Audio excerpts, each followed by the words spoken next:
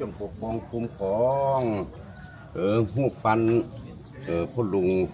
ยาผู้ยาตานี้ให้เคล็ดปันธรรมยำปันแก้วได้ดังคำมักคำปรารถนาสาธุสาธุ ปี 2025 ครบ100 ปีวันคล้ายวันเกิด และ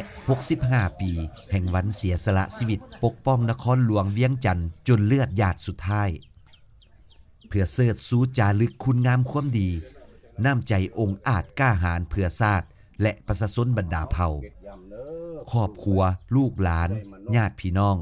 ได้พร้อมกันตั้งกองอัฐะและใส่บาตรถวายสังฆทานหีบโฮมวัตถุปัจจัยเพื่อปั้นรูปหล่อของวีรชนสีทองขึ้นมา ด้วยคุณงามความดีของวีรชนสีทองที่จารึกอยู่ในใจของพรรคลัดและปวงชนลาวบรรดาเผ่า หลายองค์การจัดตั้งของพรรคลัดบริษัทและประชาชนบรรดาเผ่าแต่เหนือถึงใต้ได้ร่วมใส่บาตรโมทนาบุญและประกอบส่วนวัตถุปัจจัยต่างๆ มือนี้เลยแม่นมือที่ว่ามีความหมายสำคัญที่ว่าเพิ่นได้เฮ็ดและนึกให้อันเฮ็ดบุญหาท่านสีทองวีรชนแห่งชาติรู้สึกเป็นเกียรติที่ว่าได้มาร่วมงานนี้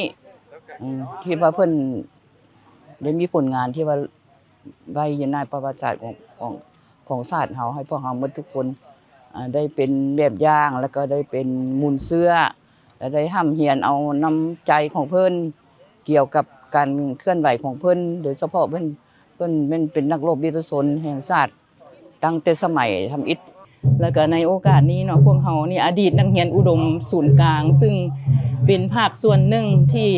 เคยห้องเพลงสีทองวีรชนมาตลอดตั้งแต่น้อยหั่นน่ะก็พากันมาหลายคนมื้อนี้นะหมู่ก็มาก่อนแล้วนะแล้วรู้สึกดีใจที่สุดในโอกาสนี้ก็ขอมาอวยใจให้พรทั้งป้าหลองได้ครับฉลองเนาะ2แม่ลูกเพิ่นก็ขอให้พวกเพิ่นอยู่ดีมีแฮงแล้วก็มีความสุขสบายจิตใจตลอดไปและพวกเฮาก็ยังบ่ลืมบุญคุณของเพิ่นนี้ตลอดไปเนาะวันที่วีรชนสีทองสิ้นลมหายใจมีอายุเพียงแต่35 ปีเพิ่นยังคงมีชีวิตมีความสุขกับครอบครัวอีกยาวนานแต่เพิ่นเลือกอุทิศชีวิตตัวเองให้แก่ประเทศชาติเพื่อพวกเฮามื้อนี้ในนามครอบครัวลูกหลานขอขอบใจพรรครัฐบาลองค์การปกครองทุกขั้นองค์การจัดตั้งทุกส่วนหัวหน่วยธุรกิจและประชาชนลาวบรรดาเผ่าที่ได้ร่วมโมทนาบุญในวันครบ100 ปีวันคล้ายวันเกิดและ65 ปีแห่งวันเสียสละชีวิตของวีรชนสีทอง